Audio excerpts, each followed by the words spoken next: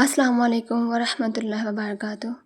اللہ رب العزت میں تمام پیارے ویورز کو ہمیشہ خوشحال آباد اور اپنی رحمت کے سائے میں محفوظ رکھے، آمین۔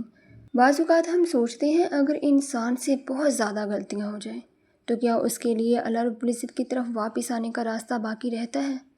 اگر انسان بار بار اپنی زندگی میں کمزور پڑ جائے، اگر زندگی میں ایک کے بعد ایک آزمائش آتی چلی جائے، اگر کبھی انسان کو لگے کہ میں اللہ رب العزت کے احکامات سے بہت دور جا چکا ہوں، تو کیا اللہ سبحانہ تعالیٰ کی طرف واپس آنے میں بہت دیر ہو چکی ہوتی ہے؟ نہیں۔ اور آج ہم اسی امید کو سورہ بقرہ کے پیغام کی روشنی میں سمجھنے کی کوشش کریں گے، کیونکہ سورہ بقرہ صرف احکام کی صورت نہیں ہے، اس میں ایمان کی بات ہے، عبادت کی بات ہے، معاشرت کی بات ہے، مال کے بارے میں ہدایت ہے، آزمائش کا ذکر ہے، حضرت آدم علیہ السلام کا واقعہ ہے، بنی اسرائیل کا تذکرہ ہے، حضرت ابراہیم علیہ السلام کا ذکر ہے، بیت اللہ کی تعمیر کا ذکر ہے، قبلے کی تبدیلی کا ذکر ہے، صبر اور آزمائش کا ذکر ہے، اور آخر میں ایسی دعا ہے جس میں بندہ اپنے رب کے سامنے اپنی کمزوری اور محتاجی کا اظہار کرتا ہے۔ اور جب ہم ان مضامین پر غور کرتے ہیں نا تو ہمارے لیے ایک بہت خوبصورت سبق سامنے آتا ہے۔ انسان اپنی زندگی میں کمزور پڑ سکتا ہے، اس سے غلطی ہو سکتی ہے، وہ آزمائش میں بھی آ سکتا ہے، لیکن اسے اپنے رب کے ساتھ اپنا تعلق کبھی کمزور نہیں پڑنے دینا چاہیے۔ سورہ بقرہ کے شروع میں قرآن ہمیں انسانوں کے مختلف رویے دکھاتا ہے۔ کچھ لوگ ایمان کو قبول کرتے ہیں، کچھ لوگ حق کا انکار کرتے ہیں، اور کچھ لوگ زبان سے ایمان کا دعویٰ تو کرتے ہیں لیکن دل میں اس کے خلاف ہوتے ہیں۔ گویا ہمیں شروع ہی میں اپنے آپ سے ایک سوال پوچھنے کی ضرورت ہے، ہم خود کس راستے پر کھڑے ہیں؟ صرف یہ کافی نہیں کہ ہم مسلمان کہلاتے ہیں، اصل میں سوال یہ ہے کیا ہمارا دل بھی اللہ سبحانہ تعالیٰ کے احکامات کے سامنے جھکا ہوا ہے؟ کیا قرآن صرف ہمارے گھروں میں ہے یا ہماری زندگی میں بھی ہے؟ کیا ہم قرآن پڑھتے ہیں اور جب قرآن ہماری کسی خواہش کے خلاف بات کرتا ہے تو کیا ہم اس پر عمل بھی کرتے ہیں؟ یہ وہ مقام ہے جہاں قرآن ہمیں دوسروں کو دیکھنے سے پہلے اپنے اندر جھانکنے کی دعوت دیتا ہے۔ پھر سورہ بقرہ ہمیں حضرت آدم علیہ السلام کا واقعہ سناتی ہے۔ اللہ تعالیٰ نے حضرت آدم علیہ السلام اور ان کی زوجہ کو جنت میں رہنے کا حکم دیا اور ایک درخت کے قریب جانے سے منع فرمایا۔ پھر شیطان نے انہیں پھسلایا اور ان سے ایک غلطی ہو گئی۔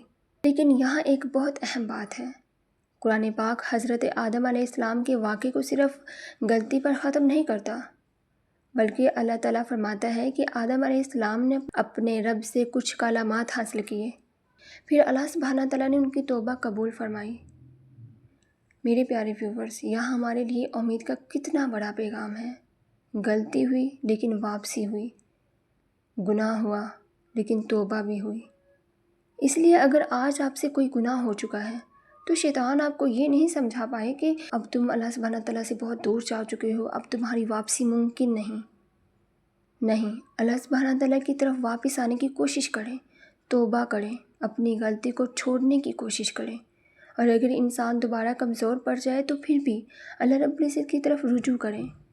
لیکن یہاں ایک بات بہت ضروری ہے، توبہ کا مطلب یہ نہیں کہ انسان جان بوجھ کر گناہ کرتا رہے اور صرف زبان سے استغفار کرتا رہے۔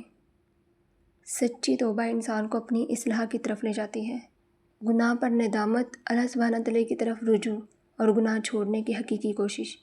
اور اگر کسی انسان کا حق مارا ہے تو جہاں ممکن ہو اس کا حق واپس کرنا بھی ضروری ہے۔ یعنی استغفار صرف لفظ نہیں ہے، یہ اپنی اصلاح کی طرف ایک قدم ہے۔ پھر سورہ بقرہ ہمیں بنی اسرائیل کا تفصیلی تذکرہ سناتی ہے۔ اللہ رب العزت انہیں اپنی نعمتیں یاد دلاتا ہے اور اپنا عہد پورا کرنے کی دعوت دیتا ہے۔ یہ حصہ صرف ایک پرانی قوم کی تاریخ سمجھ کر گزر جانے کے لیے نہیں ہے، یہ ہمارے لیے بھی ایک آئینہ ہے، کیونکہ جب قرآن پچھلی قوموں کی غلطیاں بیان کرتا ہے تو ہمیں صرف یہ نہیں کہنا چاہیے دیکھیے انہوں نے کیا کیا تھا، بلکہ ہمیں اپنے آپ سے بھی پوچھنا چاہیے کہیں ہم بھی تو اللہ رب العزت کی نعمتیں لے کر اللہ سبحانہ تعالیٰ کی نافرمانی تو نہیں کر رہے؟ ہمیں ایمان ملا، ہمیں قرآن پاک ملا، ہمیں نماز کا راستہ ملا، ہمیں حلال اور حرام کا فرق بتایا گیا، تو ہمارا رویہ کیا ہے؟ کیا ہم اللہ سبحانہ تعالیٰ کی نعمتوں پر شکر کرتے ہیں یا ہم صرف نعمتیں چاہتے ہیں مگر نعمت دینے والے کی اطاعت سے بچنا چاہتے ہیں؟ یہی وہ مقام ہے جہاں قرآن پاک کا پیغام ہمارے لیے ذاتی بن جاتا ہے۔ اور پھر سورہ بقرہ ہمیں حضرت ابراہیم علیہ السلام کی طرف لے جاتی ہے۔ اللہ تعالیٰ فرماتا ہے کہ ابراہیم علیہ السلام کو ان کے رب نے کچھ احکامات کے ذریعے آزمایا اور انہوں نے انہیں پورا کیا۔ پھر اللہ تعالیٰ نے فرمایا کہ میں تمہیں لوگوں کے لیے امام بنانے والا ہوں۔ آزمائش آئی اور ابراہیم علیہ السلام ثابت قدم رہے۔ یہ ہمارے لیے بہت بڑا سبق ہے۔ ہم اکثر چاہتے ہیں کہ اللہ سبحانہ تعالیٰ ہمیں کامیابی دے لیکن آزمائش نہ آئے۔ ہم چاہتے ہیں ہمیں مقام ملے لیکن قربانی نہ دینی پڑے۔ ہم چاہتے ہیں دعائیں قبول ہوں لیکن صبر نہ کرنا پڑے۔ لیکن حضرت ابراہیم علیہ السلام کی زندگی ہمیں بتاتی ہے کہ اللہ رب العزت کے راستے میں اطاعت صرف الفاظ سے ثابت نہیں ہوتی، اس کے لیے عمل چاہیے، ثابت قدمی چاہیے اور اللہ سبحانہ تعالیٰ کے حکم کے سامنے جھکنا چاہیے۔ اس کے بعد حضرت ابراہیم علیہ السلام اور حضرت اسماعیل علیہ السلام کے ذریعے بیت اللہ کی تعمیر کا ذکر آتا ہے۔ وہ بیت اللہ کی بنیاد اٹھا رہے ہیں اور ساتھ دعا کر رہے ہیں، اے ہمارے رب ہم سے قبول فرما۔ ذرا سوچئے، اللہ کے نبی اللہ رب العزت کے گھر کی بنیادیں اٹھا رہے ہیں اور پھر بھی اللہ سبحانہ تعالیٰ سے قبولیت مانگ رہے ہیں۔ تو ہمارے لیے کیا سبق ہے؟ یہ کہ نیکی کرنے کے بعد ہمیں اپنے عمل پر غرور نہیں ہونا چاہیے، بلکہ اللہ سبحانہ تعالیٰ سے دعا کرنی چاہیے، یا اللہ پاک ہمارے عمل کو قبول فرما۔ ہم ایک نماز پڑھ کر مطمئن ہو جاتے ہیں، ایک صدقہ دے کر سمجھتے ہیں کہ ہم نے بہت کچھ کر لیا، ایک نیکی کر کے اپنے آپ کو دوسروں سے بہتر سمجھنے لگتے ہیں، لیکن ہمیں اپنے عمل کے ساتھ قبولیت کی فکر بھی کرنی چاہیے۔ پھر سورہ بقرہ میں قبلہ کی تبدیلی کا ذکر آتا ہے۔ اللہ رب العزت مسلمانوں کو مسجد حرام کی طرف رخ کرنے کا حکم دیتا ہے اور اسی سلسلے میں امت کو امت وسط قرار دیا گیا، یعنی ایسی امت جو لوگوں پر گواہ ہو۔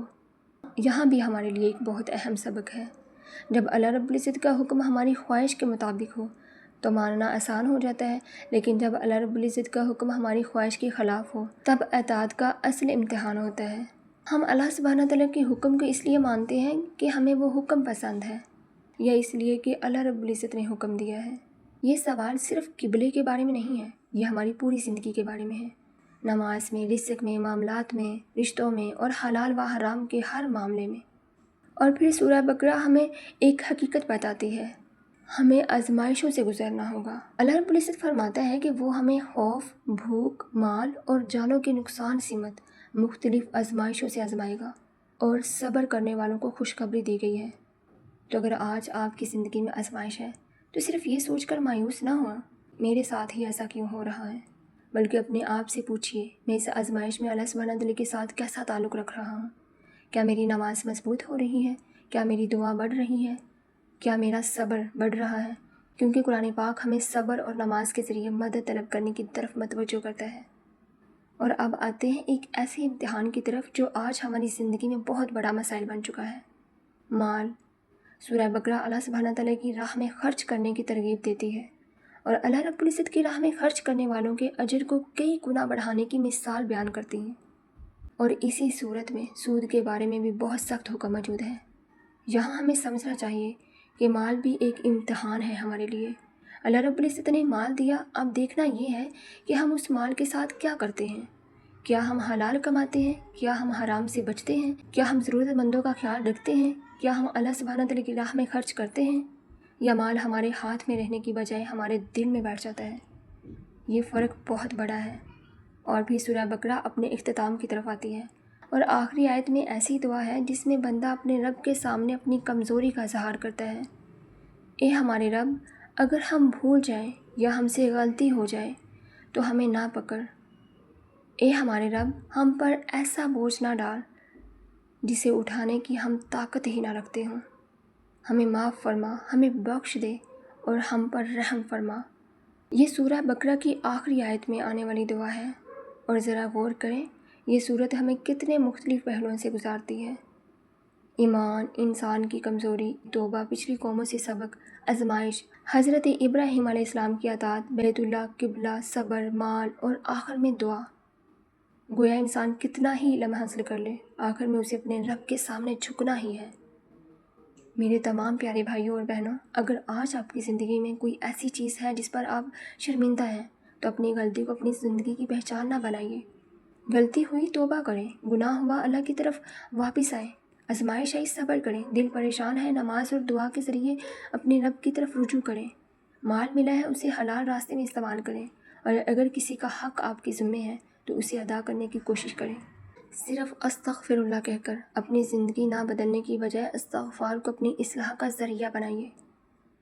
قرآن پاک پڑھیں، اسے سمجھنے کی کوشش کریں اور پھر اپنی زندگی میں اس کی ہدایت کو جگہ دیں، کیونکہ اصل کامیابی صرف یہ نہیں کہ ہماری زبان قرآن پڑھ لے، اصل کامیابی یہ ہے کہ قرآن پاک ہماری زندگی پر بھی اثر ڈالے۔ اور آخر میں دل سے دعا کریں، یا اللہ پاک ہماری غلطیوں کو معاف فرما، ہمیں سچی توبہ کرنے والا بنا، ہماری آزمائشوں میں ہمیں صبر عطا فرما، ہمارے رزق کو حلال اور بابرکت فرما، ہمارے دلوں کو قرآن سے جوڑ دے، ہمیں اپنی نافرمانی سے بچا، اور ہمیں سورہ بقرہ کو صرف پڑھنے والا نہیں بلکہ اس کی ہدایت پر عمل کرنے والا بنا دے۔